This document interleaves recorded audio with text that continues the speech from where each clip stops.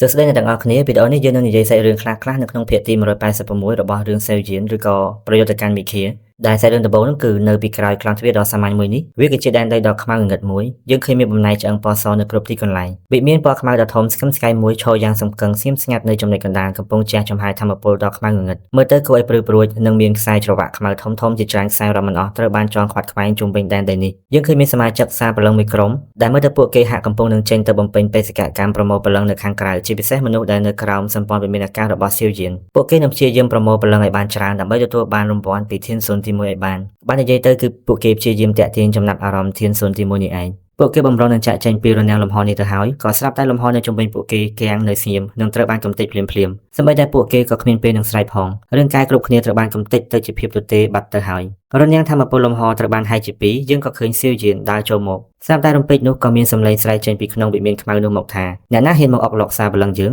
ងចង់ស្លាប់មែនទេពួកសារព្រលឹងជាច្រើនហោះមកពីគ្រប់ទិសទីតម្រង់មកហុំព័ទ្ធ Seoujin ឃើញហើយញញឹមយ៉ាងរំភើយបន្ទាប់មកហាមមករបស់គេព្រោះអណ្ដាតភ្លើងសួរបាញ់ទៅពួកនោះធ្វើឲ្យរាងកាយពួកគេហោះមកជិត Seoujin រលាយខ្លាចទៅជាផេះនៅក្នុងរយៈពេលត្រឹមតែ3ដង្ហើមបណ្ដាលឲ្យពួកដែលនៅឆ្ងាយៗបង្អាក់ដំណើរមើលរំពេចដោយក្នុងអាការៈរន្ធត់ភ្ញាក់ផ្អើលពីព្រោះគេដឹងថាម្នាក់នេះមកមិនមែនមកលេងនោះទេគឺគេមកកំទេចទីនេះតែម្ដងមករៀលតែម្ដងបន្ទាប់មកយើងក៏បានលើសម្ដែងចេញពីវិមានខ្មៅនោះទៀតថាពួកអាចង្រៃហ៊ានមកកុកឃ្លឿននៅទីតាំងសារព្រលឹងយើងផងឯងប្រហែលជាហត់នឿយរស់ហើយមកទៅធានសួនទាំងអស់ឆាប់ទៅចាប់គេភ្លាមយើងក៏បានឃើញមនុស្សនៅក្នុងសម្លៀកបំពាក់ពណ៌ខ្មៅប្រញាប់ហោះចេញមកលឿនដោយរន្ទះSeoujinសោចឯងហ៊ានឲ្យពួកអត់ប្រយោជន៍ដល់សួនមកផងខ្មៅកាចាស់គូយូឯងគួរតែចេញមកខ្លួនឯងល្អជាងរួចSeoujinយើងលើកដៃរបស់គេតម្រង់ទៅពួកដល់សួនទាំងអស់នោះច្របាច់តែបន្តិចរាងកាយរបស់ពួកគេបែកខ្ទេចទៅជាចំហាយដំណក់ឈាមសម្បីតែព្រលឹងក៏មិនទុកដែរជាមួយកម្លាំងដូរសឹងផ្កាយពីររបស់Seoujinពួកដល់សួនអស់នេះគ្មានកម្លាំងអ្វីមករើបំរាស់សម្បីតែបន្តិចស្រាប់តែរំពេចនោះSeoujinបង្ហាញនៅអាការៈភ្ញាក់ផ្អើលគេបានឃើញបរិសម្នាក់នៅក្នុងលំហបាក់បែកនោះដែលនៅក្នុងរាងកាយរបស់គេបញ្ចេញនូវពន្លឺភ្លើងពណ៌ខៀវ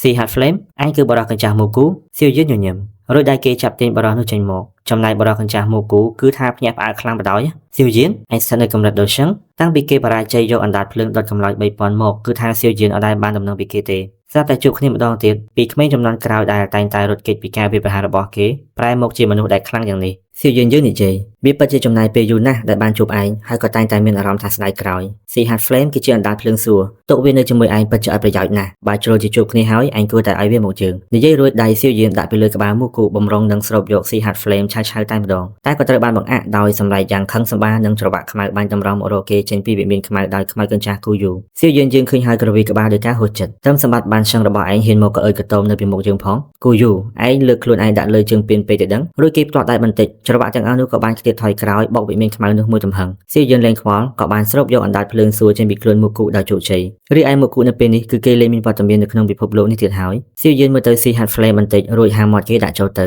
គឺថាគេលេបឆៅៗតែម្ដងពីព្រោះថាកម្រិតអណ្ដាតភ្លើងសួរនេះវាលែងមានឥទ្ធិពលអីមកលើគេធំដុំទៀតហើយប៉ុន្តែវាមានអត្ថប្រយោជន៍សម្រាប់ស្នៀតអណ្ដាតភ្លើងសួរផ្កាឈូកកំហឹងព្រះពុទ្ធរបស់គេគូយូឈរនៅលើអាកាសមើលមកSeoujinនៅក្នុងខ្សែភ្នែកត្រជាក់ជាទីបំផុតទីនេះនឹងជាកន្លែងដែលឯងត្រូវស្លាប់Seoujinយើងញញឹមឌឺវិញថាសំទោសយើងទេតាដែលធ្វើឲ្យទីនេះខ្លាចជាលាងឈាមគូយូលើហើយសោយដូចមនុស្សឈួនអញ្ចឹងថាពីព្រោះតែក្មេងដូចជាឯងនឹងមែនគេខឹងឡើងដល់ចំណុចកំពូលតែម្ដងពីព្រោះSeoujinគឺជាមនុស្សដំបូងដែលហ៊ាននិយាយថាគេនឹងធ្វើឲ្យទីនេះខ្លាចជាលាងឈាមSeoujinតបថាយើងដឹងថាឯងមិនមែនជាអ្នកគ្រប់គ្រងនៅទីនេះទេភ្នែកគេក៏បានកវាសចេញពីគូយូមើលទៅវិមានខ្មៅនោះរួចនិយាយថាអាម្នាក់នោះដែលជាធានសួនទី1មិនចាំបាច់លាក់ខ្លួនទៀតនោះទេយើងSeoujinនឹងធ្វើឲ្យទីនេះខ្លាចជាលាងឈាមយ៉ាងពិតប្រាកដយើងក៏បានលើការសោយចំអកមកSeoujinវិញថាពិតជាបានសម្ដីណាស់អាល្អិតតែឯងគិតថាអាចធ្វើអីក៏បានមែនទេនៅពេលដែលឯងឡើងដល់កម្រិតដូចឈឹងហើយវាគឺជារឿងដែលងាយស្រួលបំផុតសម្រាប់គ្រួសារតកូហ៊ុនយើងសម្រាប់ឯងបរិសសង្គមក្រុងឆ្អឹងម្នាក់ដែលយឺតចេញមកពោពេញទៅដោយធម្មពលចំហាយខ្មៅទីបំផុតធានសួនទី1ដល់ល្បីឈ្មោះបោះសម្លេងក៏បានបង្ហាញខ្លួ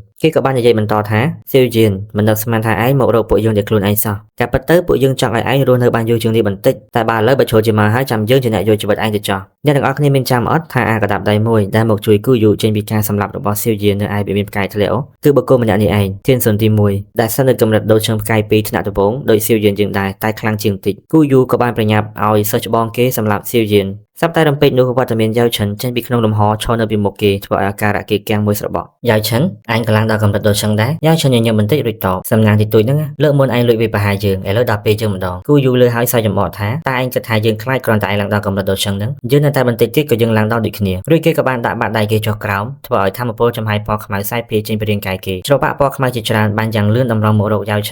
ិនឃើញហើយសើចធម្មពលដូចជាសាយភាយបំលែងទៅជាកម្លាំងរន្ទះក៏បានប៉ះទង្គិចជាមួយនឹងច្របាក់ខ្មៅរបស់គូយូនោះចំណែកធានស៊ុនជាមួយឯនេះវិញដែលគេក៏ចាប់ផ្ដើមបង្កើតសញ្ញាយើងក៏បានឃើញបំណែកឆ្អឹងសស្គូសជាច្រើនហោះចេញពីគ្រប់ទីកន្លែងតម្រង់មករកសៀវយានក៏វាដៃគេបន្តិចកម្លាំងធម្មពលអណ្ដាតភ្លើងក៏បានដុតកម្លោចបំណែកឆ្អឹងទាំងអស់នោះមួយរំពេចស្រាប់តែអាការៈសៀវយានភ្ញាក់ផ្អើលភ្លាមដែលគេបានឃើញកំបិតដែលបង្កើតឡើងពីឆ្អឹងដ៏ធំដែលមានរហស្សនាមថាកំបិតឆ្អឹងអធិរាជលេខរូបរាងនៅពីលើក្បាលរបស់គេដែលកំពុងតែទម្លាក់ចុះមកនេះគឺជាការវាយប្រហារតាមរយៈព្រលឹងវិញ្ញាណ spiritual attack តែជាអកុសលសៀវយានយើងអត់ដែលខ្លាចនរណាម្នាក់នោះទេឲ្យតែថាតាក់ទងជាមួយនឹងការប្រើធម្មពលព្រលឹងបែបនេះដែលមិនចាំយូររូបគេក៏បានប្រញាប់ចោលកណ្ដាប់ដៃទៅទប់ទល់ជាមួយនឹងកំបិតអធិរាជនោះធ្វើឲ្យកម្លាំងធម្មពលទាំងពីរនេះរលាយដូចគ្នារាងកាយរបស់ធានស៊ុនទី1លេខរូបរាងនៅពីក្រោមកំបិតឆ្អឹងអធិរាជលើកដៃរបស់គេដែលពោពេញទៅដោយចំហាយធម្មពលពណ៌ខ្មៅមកកាន់ដងកំបិតរួចពុះទម្លាក់ចុះមកក្រោមយ៉ាងខុសខើស្របពេលនិយាយថាសៀវយានកំបិតឆ្អឹងយើងនេះបង្កើតដោយឆ្អឹងមនុស្សរាប់សែននាក់ឯងគួរតែមានមោទនភាពដែលយើងបានប្រើវាដើម្បីយកជីវិតឯងសៀវយានលឺហើយសើចយ៉ាងត្រជាក់គេប្រើអណ្ដាតភ្លើងសួរមកការពាររាងកាយគេហើយក្រវាដៃគេបន្តិចយើងឃើញស៊ីហាត់ flame ដែលគេបានយកមុននេះពីមូគូដើម្បីបង្កើតស្នៀតរង្វង់កង5បណ្ដេញអណ្ដាតភ្លើងដែលរៀនពីធានហៅសុនជើរបស់គេការប្រើស្នៀតនេះនៅខណៈពេលដែលសៀវយានបច្ចុប្បន្នមានភ្លើងសួរគ្រប់5ប្រភេទហើយជាលទ្ធផ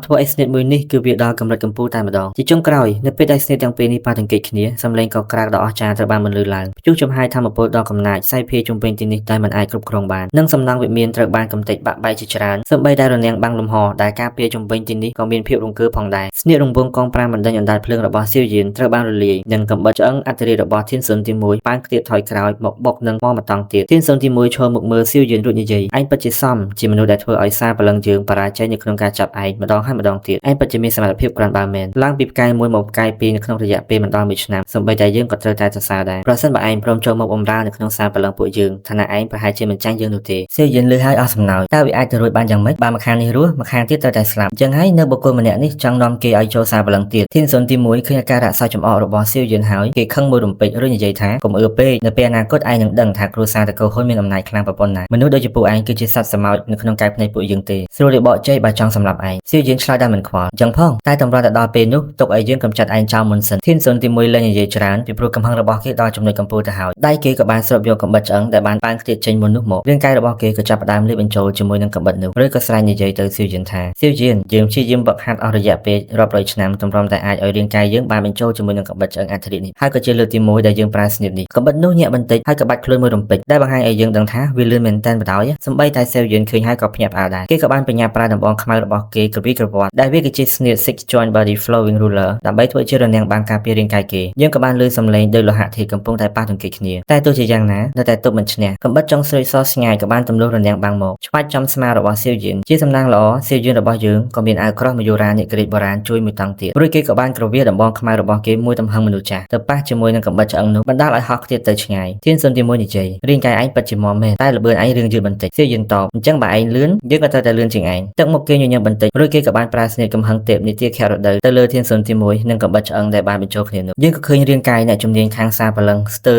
70% ទៅបានកំទេចមិនលើកលែងសំបីតែព្រលឹងគឺរលាយតែម្ដងចំណែកឯធានសុនទី1វិញមិនទាន់ទាំងបានរៀបចំខ្លួនផងគឺត្រូវបានខ្ទាតហោះប៉ាំងបាត់ទៅហើយសៀវយានយើងមិនទុកពេលឲ្យដកដង្ហើមនោះទេគេបានបន្តបញ្ចេញស្នេហ៍ Yellow Spring Finger បន្តមក Yellow Spring Palm បន្តទៀតមកវាប្រហារទៅលើធានសុនទី1ធ្វើឲ្យរាងកាយគេហុងចូលទៅបាតដីយ៉ាងជ្រៅត្រឹមតែមួយប៉ព្រិចភ្នែកស្នេហ៍កម្ពស់ទាំង3របស់ Demon Sen ហងឈွန်ត្រូវបានប្រើទាំងអស់ដោយសៀវយានព្រោះគេឈរនៅលើអាកាសមើលទៅរណ្ដៅជ្រៅនោះដោយទឹកមុខស្មើថេងសៀវយានឃើញថានៅមានចំហាយធម្មពលខ្លះសាយភាយចេញមកដែលបញ្ជាក់ថាធានសុនទី1មិនទាន់ស្លាប់នោះទេសៀវយានមានគម្រោងនឹងបញ្ចប់ជីវិតគេតែម្ដងស្រាប់តែរំពេចនោះក៏មានសម្លេងស្រែកចេញពីវិមានខ្មៅនោះថាឯងហ៊ានសៀវយានយើងក៏បានឃើញអនុប្រធានសារព្រលឹងដើរចេញពីក្នុងលំហមកសៀវយានឃើញហើយសើចលោកព្រមបង្ហាញខ្លួនហើយមែនបន្ទាប់ពីសំងំលាក់ខ្លួនយ៉ាងយូរលោកអនុប្រធានសារព្រលឹង